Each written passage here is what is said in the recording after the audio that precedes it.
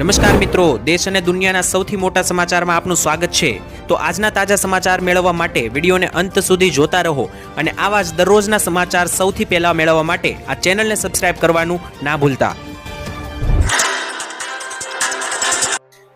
તો મિત્રો આજના પ્રથમ સમાચાર વિશે વાત કરીએ તો ગુજરાત રાજ્યમાં વરસાદની સિસ્ટમનો હવે વિરામ આવી રહ્યો છે, ત્યારે બીજો રાઉન્ડ ક્યારે શરૂ થશે તે લઈને પણ અંબાલાલ પટેલે કરી છે સૌથી મોટી આગાહી। તેના વિશે વિસ્તારથી સમજીએ તો મિત્રો હવામાન નિષ્ણાંત અંબાલાલ પટેલની આગાહી મુજબ ગુજરાત રાજ્યની અંદર વરસાદનો બીજો રાઉન્ડ કઈ તારીખે શરૂ થવાનો છે, તારીખ અને વિસ્તાર સાથે અંબાલાલે આગાહી આપી છે। પરંતુ તેની પહેલા જણાવીએ તો 1 તારીખથી જે ગુજરાતમાં નોન સ્ટોપ ધોધમાર વરસાદો જે ગુજરાતમાં પડી રહ્યા છે તે વરસાદો હવે વિરામ લેશે।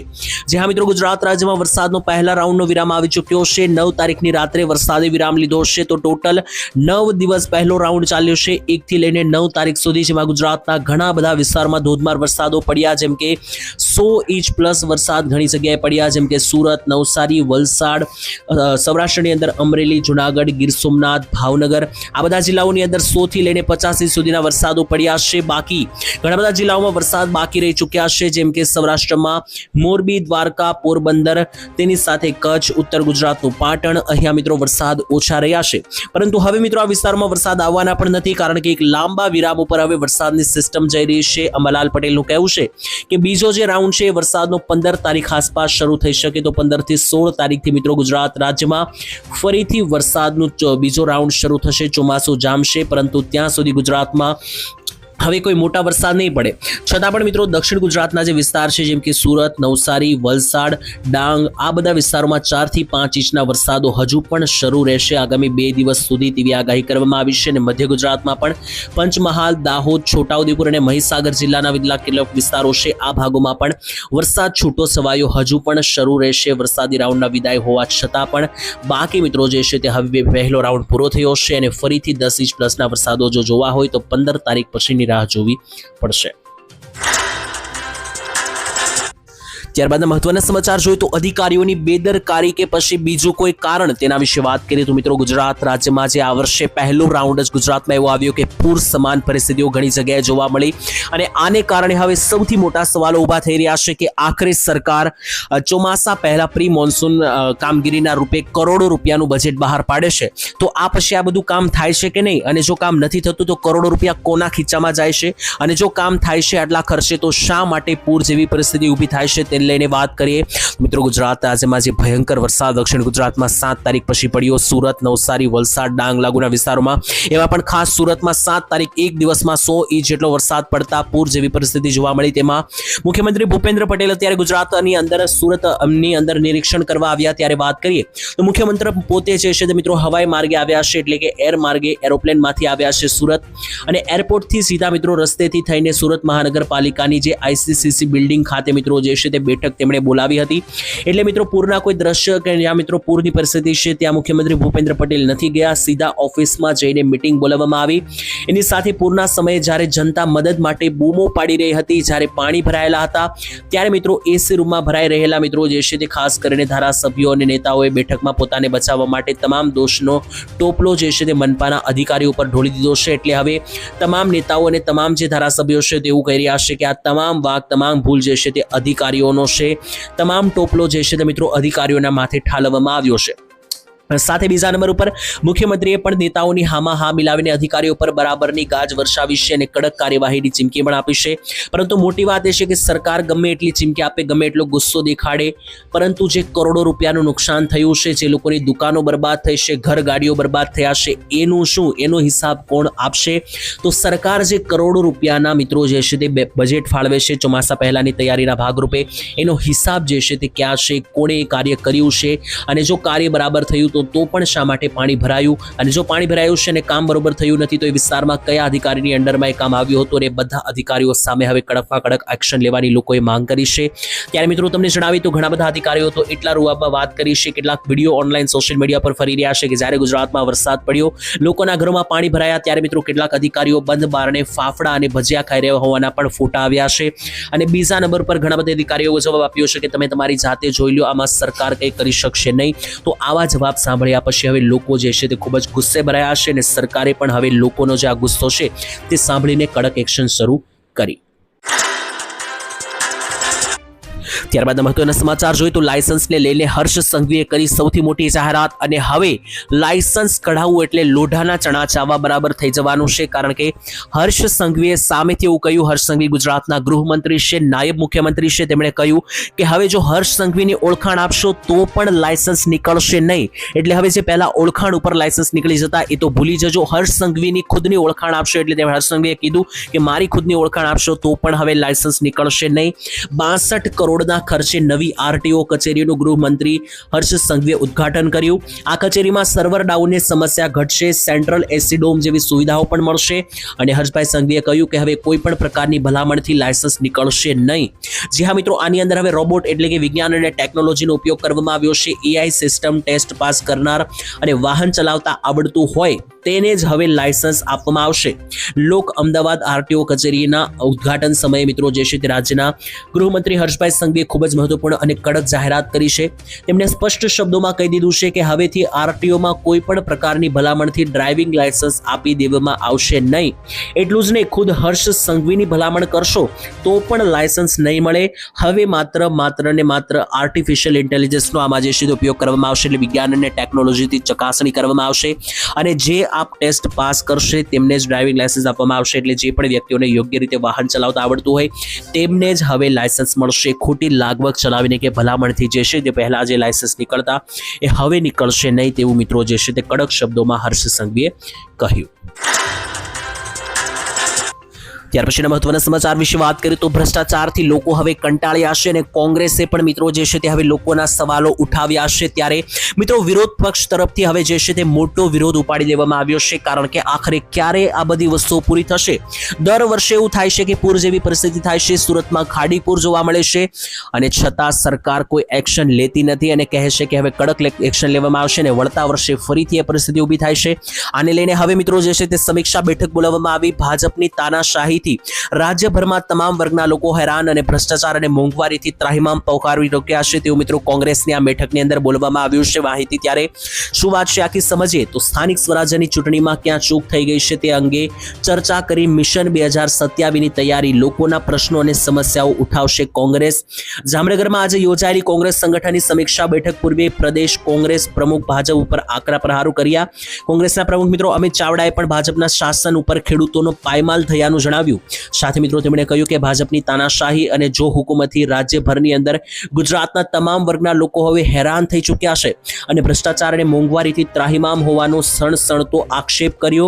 સ્થાનિક સ્વરાજ્યની ચૂંટણીઓમાં ક્યાં ચૂક થઈ ગઈ છે તે અંગે બેઠકમાં ચર્ચા કરવામાં આવી અને સાથે 2027ની ચૂંટણીની તૈયારીઓ પણ કરવામાં આવશે તેવું પણ કોંગ્રેસ તરફથી કહેવામાં આવ્યું.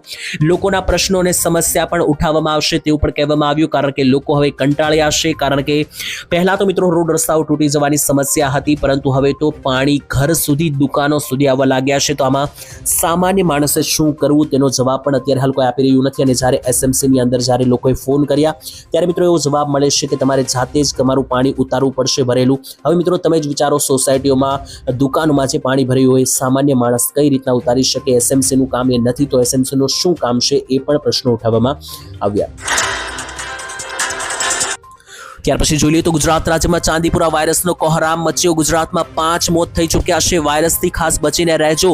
તંત્ર અત્યારે દોડતું થયું છે, કારણ કે ફરી એકવાર ગુજરાતમાં નવો વાયરસ જોવા મળતા લોકો હેરાન, પરેશાન, ચિંતિત થયા. ત્યારે ગુજરાતમાં ચાંદીપુરા નામના વાયરસનો મિત્રો ફરી એકવાર જે છે તે લહેર જોવા મળી રહી છે. આજથી અંદાજિત 2 વર્ષ પહેલા ગુજરાતમાં સેમ ચાંદીપુરા વાયરસ આવ્યો હતો અને અત્યારે ફરી એકવાર એન્ટ્રી મારી છે. ગુજરાતમાં કેસ વધી રહ્યા છે. જ્યાં મિત્રો સાબરકાંઠા જિલ્લામાં હિંમતનગર સિવિલ હોસ્પિટલમાં આ વાયરસને કારણે 3 દર્દીઓના મોત થયા અને ગુજરાતમાં ટોટલ ચાંદીપુરા વાયરસને કારણે 5 મોત થઈ ચૂક્યા છે, જેને લઈને તંત્ર દોડતું થયું છે. હિંમતનગર ઉત્તર ગુજરાત સિવિલ હોસ્પિટલની સ્થિતિ જે છે તે મિત્રો અત્યારે હોસ્પિટલમાં 26 જૂનના રોજ ચાંદીપુરા વાયરસનો પ્રથમ કેસ આવ્યો હતો અને 10 જ દિવસની અંદર ઘણા બધા કેસો અને 5 મોત પણ મિત્રો થઈ ચૂક્યા છે. તો માત્ર આ જે મિત્રો આંકડાઓ છે ખૂબ ચોંકાવનારા છે, કારણ કે 10 દિવસમાં 5 મોત થઈ ચૂક્યા છે.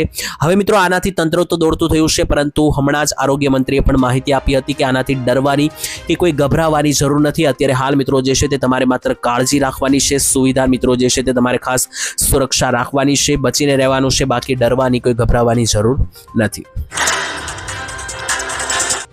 ત્યાર પછી જોઈ લઈએ તો ખેડૂત આંદોલનને લઈને સૌથી મોટી ચીમકી આપવામાં આવી છે. 2027 ચૂંટણીમાં જવાબ આપવામાં આવશે તેવું પણ મિત્રો જે છે તે ઘણા બધા નારાઓ લગાવવામાં આવ્યા છે. ત્યારે આંદોલન દરમિયાન મિત્રો અત્યારે તમે જાણતા હશો કે વીજ પોલને લઈને ખેડૂતો આંદોલન ઉપર ઉતરેલા છે. ત્યારે આંદોલન દરમિયાન ખેડૂતો તરફથી સરકાર સામે કડક વલણ અપનાવવામાં આવી રહ્યું છે. મંચ ઉપરથી કેટલાક ખેડૂત આગેવાનોએ જણાવ્યું કે જો ખેડૂતોના ખેતરમાંથી વીજ પોલ હટાવવામાં નહીં આવે અને વળતર આપવામાં નહીં આવે તો વળતરનો પ્રશ્ન જો ઉકેલવામાં નહીં આવે તો 2027ની વિધાનસભા ચૂંટણીમાં સરકાર સામે લોકશાહી રીતે લડત આપવામાં આવશે. આ સમગ્ર આંદોલનની શરૂઆત જેતપર ગામે મિત્રો કરવામાં આવી હતી, જેમાં ઉપવાસ આંદોલન ઉપર ખેડૂતો બેઠા હતા. વીજપોલ મામલે મિત્રો આંદોલન ખૂબ જ ઉગ્ર થયું છે, કારણ કે ખેડૂતોના ખેતરમાં જે વીજળીના થાંભલાઓ મૂકવામાં આવી રહ્યા છે વીજ કંપનીઓ તરફથી અને વળતર આપવામાં નથી આવી રહ્યું, તે લઈને ખેડૂતો હવે ખૂબ ગુસ્સામાં જોવા મળ્યા અને જણાવ્યું કે 2027ની ચૂંટણીમાં જે છે તે કડક લડત આપવામાં આવશે. એટલે જે સરકાર અત્યારે ખેડૂતોનું સાંભળી રહી નથી, તેમને 2027 જ્યારે ગુજરાતમાં મોટી વિધાનસભાની ચૂંટણી છે ત્યારે લોકશાહીની સાચી લડત આપવામાં આવશે તેવા પણ મિત્રો ઘણા બધા ખેડૂતોએ માહિતી આપી. ત્યારબાદ મહત્વપૂર્ણ સમાચાર જોઈએ તો હજારો ગેસ સિલિન્ડર પાણીમાં તણાઈને ગયેલા જોવા મળ્યા. જી હા મિત્રો, હમણાં જે વરસાદનો ખતરનાક રાઉન્ડ 7 તારીખ આસપાસ જોવા મળ્યો તેની અંદર માત્ર દુકાનોમાં પાણી નહીં, રસ્તાઓના પાણીમાં ગેસ સિલિન્ડર તણાઈને જતા જોવા મળ્યા. અને એક પણ કોઈ 10, 15, 20, 50 સિલિન્ડર નહીં, એક સાથે 3000 જેટલા ગેસ સિલિન્ડરો પાણીના પ્રવાહમાં તણાઈને જતા જોવા મળ્યા. આ મિત્રો જોવા મળ્યું છે મહારાષ્ટ્રના મુંબઈની અંદર રાજ્યના વરસાદે ધમરોળ્યું ત્યારે મિત્રો ઠેર ઠેર ગામડાઓમાં તારાજીના દ્રશ્યો સામે આવ્યા. અઠવાડિયાથી મુશળધાર વરસાદ પડવાને કારણે મહારાષ્ટ્રની અંદર જે છે મિત્રો એવા દ્રશ્ય સામે આવ્યા કે જ્યાં એલપીજી સિલિન્ડર પાણીમાં વહેતા જોવા મળ્યા. પ્રાપ્ત થતી માહિતી અનુસાર પાતળ ગંગા નામની જ મિત્રો જે નદી છે તેના ધસમસતા પ્રવાહમાં ગેસ સિલિન્ડર વહ્યા અને ટોટલ આંકડો અંદાજે 3000 જેટલા સિલિન્ડરો જે છે ત્યાં પાણીના ધસમસતા પ્રવાહમાં વહેતા જોવા મળ્યા.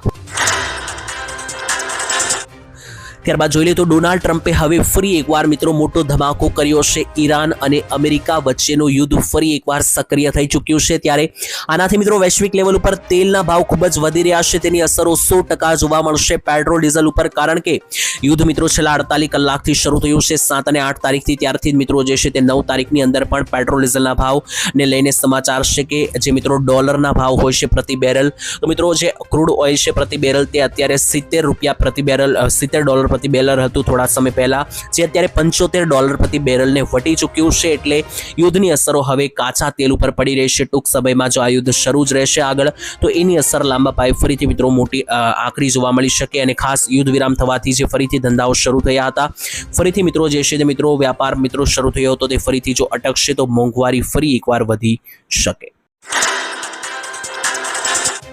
ત્યાર પછીના મહત્વના સમાચાર જોઈએ તો વ્યાપારીઓ રાતા પાણીએ રડ્યા. જી હા મિત્રો, તમને જણાવી દઈએ તો આ તો માત્ર આપણને વિડીયો જોવામાં સારું લાગે, પરંતુ જો તમારા ઘરે આવું થયું હોય તો જ તમે સમજી શકો. જી હા મિત્રો, આપણે વિડીયો તો ખૂબ જોયા કે જેમાં હજારો દુકાનોમાં પાણી ભરાઈ ચૂક્યા છે. પછી સાડીઓની દુકાન હોય, મોબાઈલ ફોનની દુકાન હોય, કોઈ પણ દુકાન હોય, અનાજ કરિયાણાની દુકાન હોય, બધી પાણી ભરાઈ ચૂક્યા છે. અને મિત્રો આ વિડીયો જોવામાં તો ખૂબ સારું લાગે, આપણને એવું લાગે કે પાણી આવી ચૂક્યું છે, ક્યાં આવ્યું છે, સમાચાર જોવાની તો મજા આવે, પરંતુ આખરે જેના ઉપર આ વીતી હોય તેમને ખબર હોય મિત્રો, વ્યાપારીઓ કે જેમની દુકાનોમાં પાણી છે છેલ્લા 3 દિવસથી સૂતા નથી.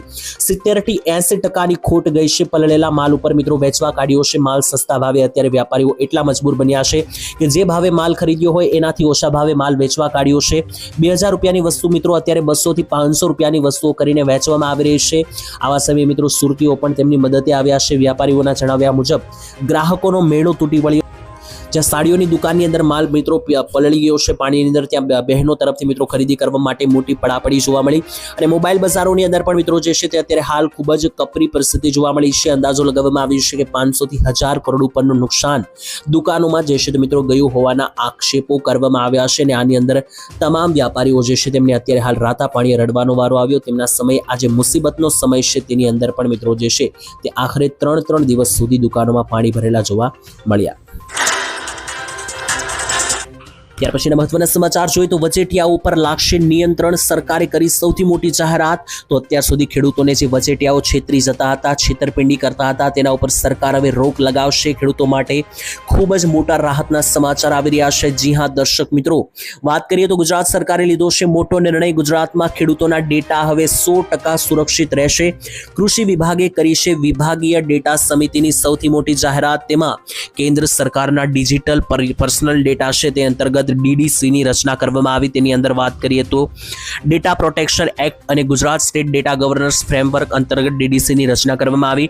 ગુજરાતમાં મિત્રો ખેડૂતોની ગુપ્ત માહિતીઓ જે છે તે હવે સલામત રહેશે. એટલે કે મિત્રો બેંકની કોઈ વિગત હોય કે ખેડૂતો જ્યારે ફોર્મ ભરે છે ત્યારે પર્સનલ જે માહિતી ખેડૂતો આપે છે તો આ બધી માહિતી હવે વચેટિયાઓ કે છેતરપિંડીઓ પાસે પહોંચી શકશે નહીં. વચેટિયાઓ અને છેતરપિંડી ઉપર લાગશે સરકારનું નિયંત્રણ. લાભાર્થી ખેડૂતો સુધી રાજ્ય સરકારની સહાય વધુ ઝડપથી બનશે અને ખેડૂતોની જે પણ માહિતી છે પ્રાઇવેટ જ રાખવામાં આવશે. ખેડૂતો માટે રાહતના સમાચાર કે તેમના 100% ડેટા જે છે તે સુરક્ષિત રહેશે.